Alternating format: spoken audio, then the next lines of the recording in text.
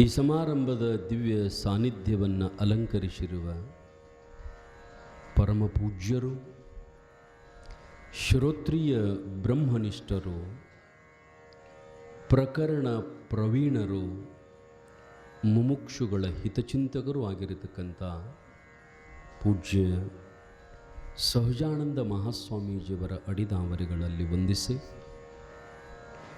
ಪೂಜ್ಯರಾದ ಬೆಳಗಲಿಯ ಸದಾಶಿವ ಗುರೂಜಿಯವರಿಗೂ ವಂದನೆಗಳನ್ನು ಹೇಳಿ,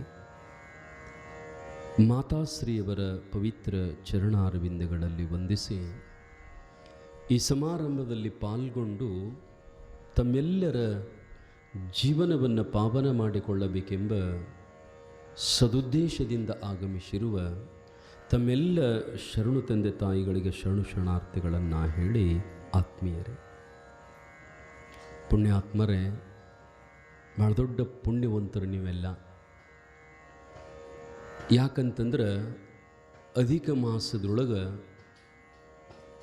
ಒಂದು ತಿಂಗಳ ಪರ್ಯಂತರವಾಗಿ ಮಹಾತ್ಮರ ಆಶೀರ್ವಚನ, ದರ್ಶನ ಇವೆಲ್ಲವುಗಳನ್ನು ಪಡೆದುಕೊಂಡು ತಮ್ಮ ಜನ್ಮವನ್ನು ಸಾರ್ಥಕತೆ ಮಾಡಿಕೊಳ್ಳುತ್ತಿದ್ದೀರಲ್ಲ. ಸಾಕಷ್ಟು ಜನ ಇದ್ದರೂ ತಾವುಗಳು ಮಾತ್ರ ಜನ್ಮದ ಸಾರ್ಥಕತೆಯ ಕಡೆಗೆ ಲಕ್ಷ್ಯ ಕೊಡ್ತಾ ಇದ್ದೀರಲ್ಲ, ಅದು ಭಾಳ ದೊಡ್ಡ ಪುಣ್ಯ. ಯಾಕಂದರೆ ಪುಣ್ಯ ಇದ್ದವರಿಗೆ ಮಾತ್ರ ಇದು ಬರ್ತದೆ, ಎಲ್ಲರಿಗೂ ಬರೋದಿಲ್ಲ.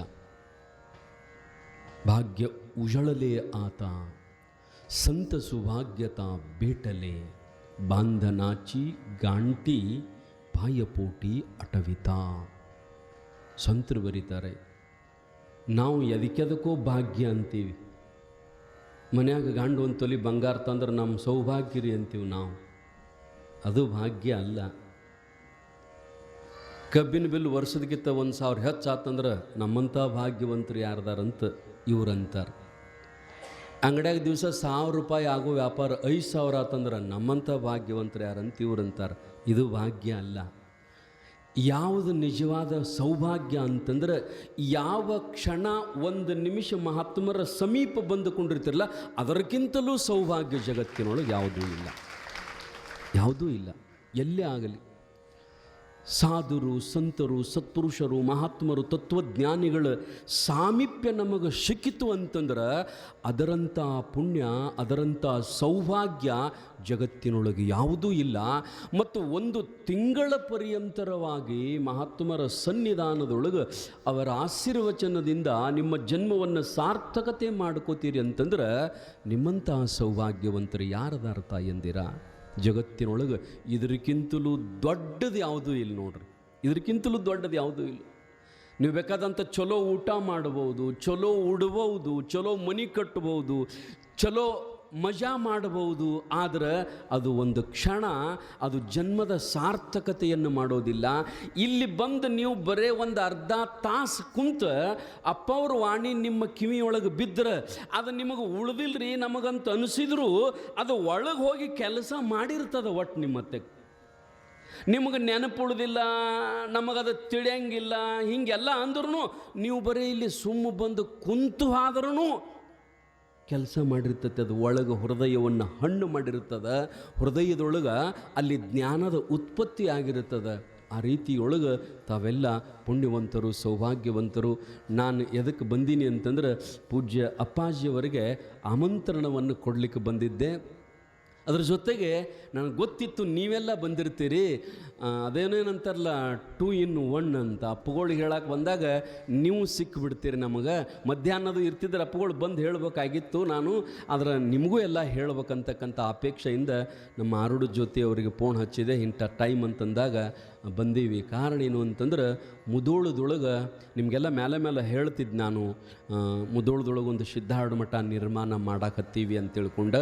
ಕಲ್ಲಿನ ಗುಡಿ ರೀ ಅದು. ಬಹುತೇಕ ಒಂದೊಂದು ಕಲ್ಲು 2-2 ಟನ್ ಅದಾವ್ರಿ. ಮನುಷ್ಯರು ಒಂದೂ ಕಲ್ಲು ಎತ್ತಿವಿಟ್ಟಿಲ್ಲ, ಅವತ್ರನ್ನ ದೊಡ್ಡ ದೊಡ್ಡ ಕ್ರೇನನ ಎತ್ತಿವಿಟ್ಟಾವು. ಅಂಥದ್ದು ಶಿಲಾಮಂದಿರ. ಆ ಶಿಲಾಮಂದಿರಕ್ಕೆ ಒಂದಿಟ್ಟು ಕೆಬ್ಬನ್ನು ಹಾಕಿಲ್ಲ, ಒಂದಿಟ್ಟು ಉಸುಕು ಹಾಕಿಲ್ಲ, ಒಂದಿಟ್ಟು ಕಡಿ ಹಾಕಿಲ್ಲ, ಏನೂ ಇಲ್ಲ. ಬರೇ ಕಲ್ಲಿನಿಂದ ಜೋಡಿಸುವಂಥ ಈಗೇನು ಬೇಲೂರು ಹಳೆಬೀಡು ಏನೋ ಕಲ್ಲಿನಿಂದ ಕಟ್ಟ್ಯಾರಲ್ಲ ಅದೇ ರೀತಿಯೊಳಗನ ಶಿಲಾಮಂದಿರವನ್ನು ನಿರ್ಮಾಣ ಮಾಡಿದ್ದೀವಿ. ಅದು 22ನೇ ತಾರೀಕಿಗೆ ಆ ಶಿಲಾಮಂದಿರದೊಳಗೆ ಅಜ್ಜನ ಮೂರ್ತಿ ಸಿದ್ಧಾರೂಢರ ಮೂರ್ತಿ ಪ್ರತಿಷ್ಠಾಪನೆ ಅಲ್ಲಿ ನಡೀತದ 22ನೇ ತಾರೀಕಿಗೆ. ನನಗೆ ಎಂಥ ಸಂತೋಷ ಅನ್ನಿಸ್ತದ ಅಂತಂದ್ರೆ, ನಿನ್ನಿಲ್ಲಿ ಮೊನ್ನೆ ಮೀಟಿಂಗ್ ಕೂಡಿದ್ದೀವಿ ರೀ. ಮೀಟಿಂಗ್ ಕೂಡಿದಾಗ ಅಲ್ಲೊಬ್ಬರು ಬಂದು ಮೀಟಿಂಗ್ದೊಳಗೆ ಬಂದು ಅವ್ರು ನಾಳೆ ಬರ್ತಾರಲ್ಲಿ ವೇದಿಕೆ ಮೇಲೆ ಹೇಳ್ತಾರೆ. ಅವರಿಗೆ 7 ಹೆಣ್ಣು ಮಕ್ಕಳು ಹಾಡ್ದಾನ್ರಿ. 7 ಹೆಣ್ಣು ಮಕ್ಕಳು ಹಾಡ್ದಾನ ಉತ್ತೂರವ. ಬಂದು ಮೀಟಿಂಗ್ದೊಳಗೆ ಮುಂದೆ ಕೂತಾಗ ಅಜ್ಜನ ಮೂರ್ತಿ ತಂದೀವ್ರಿ, ಜೈಪುರದೊಳಗೆ ಮಾಡಿಸಿ ಅದು ವಿಯೆಟ್ನಾಮ್ ಕಲ್ಲು ತರಿಸಿ ಅಜ್ಜನ ಮೂರ್ತಿ ಮಾಡಿ ಒಬ್ಬರು ಮಾಡಿಕೊಟ್ಟಾರ. 1,70,000 ರೂಪಾಯಿ ಒಬ್ಬರು ಭಕ್ತರು ಮಾಡಿಕೊಟ್ಟಾರ. ಆ ಮೂರ್ತಿ ಮುಂದೆ ಬಂದು ಕುಂತ ಅವ ಒಂದು ಸಂಕಲ್ಪ ಮಾಡಿದ್ದ, ಯಪ್ಪ 7 ಹೆಣ್ಣು ಮಕ್ಕಳನ್ನ ಹಡ್ದೀನಿ, ಒಂದರ ಗಂಡು ಬೇಕು ಅಂತ ನನ್ನ ಅಪೇಕ್ಷೆ ಅದ. ಸಿದ್ಧಾರೂಢ, ನನಗೊಂದು ಗಂಡು ಮಗನ ಕೊಡಪ್ಪ, ನಾನು ಹೆಂಡ್ತಿ ಈಗಾಗಲೇ ಹೊಟ್ಟಿಲೆ ಅದಾಳ, ಬಹುತೇಕ ಡಿಲೆವರಿ ಸಂದರ್ಭನೂ ಬಂದದ, ಅದಕ್ಕೆ ಗಂಡು ಹುಟ್ಟಿದ್ರೆ ಭಾಳ ಚಲೋ ಆಗ್ತದಪ್ಪ ಅಂತ ತಿಳ್ಕೊಂಡು ಅವ ಮೊದಲು ಬಂದು ಬೇಡ್ಕೊಂಡು ಹೋಗಿದ್ದ. ಮೊನ್ನೆ ಬಂದಾಗೂ ಬೇಡ್ಕೊಂಡ.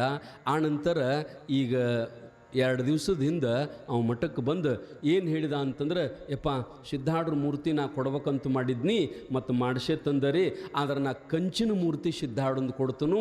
ಯಾಕಂತಂದ್ರೆ ನಾನು ಬೇಡ್ಕೊಂಡು ಹೋಗಿದ್ನಿ, ಒಂದು ಕಂಚಿನ ಮೂರ್ತಿ ನಾ ಕೊಡ್ತೇನೆಪ್ಪ, ನನಗೊಂದು ಜೀವಂತ ಗಂಡು ಮೂರ್ತಿ ಕೊಡಂತ ನಾ ಬೇಡ್ಕೊಂಡು ಹೋಗಿನಿ, ಅದಕ್ಕೆ ಗಂಡ ಹುಟ್ಟಿದರಿಪ್ಪ ಅಂತ ತಿಳ್ಕೊಂಡು ನಿನ್ನೆ ಬಂದ ಉತ್ತೂರು ಮನುಷ್ಯ ಬಂದು ಹೇಳಿ ಹೋದ. ಸಿದ್ಧಾರೂಢನ ಅಜ್ಜನ ಪವಾಡ ನಾವು ಚರಿತ್ರೆದೊಳಗೆ ಆಗ ಓದ್ತಿದ್ದೀವು, ಆಗ ಪವಾಡ ಆಗ್ಯಾವಂತ ಅರ್ಥಲ್ರಿ. ಇವತ್ತು ದಿನನಿತ್ಯ ನಮ್ಮ ಬದುಕಿನೊಳಗೆ ಸಿದ್ಧಾರೂಢ ಜೀವಂತ ಇರತಕ್ಕಂಥ ಮಹಾನುಭಾವ ಸಿದ್ಧಾರೂಢ.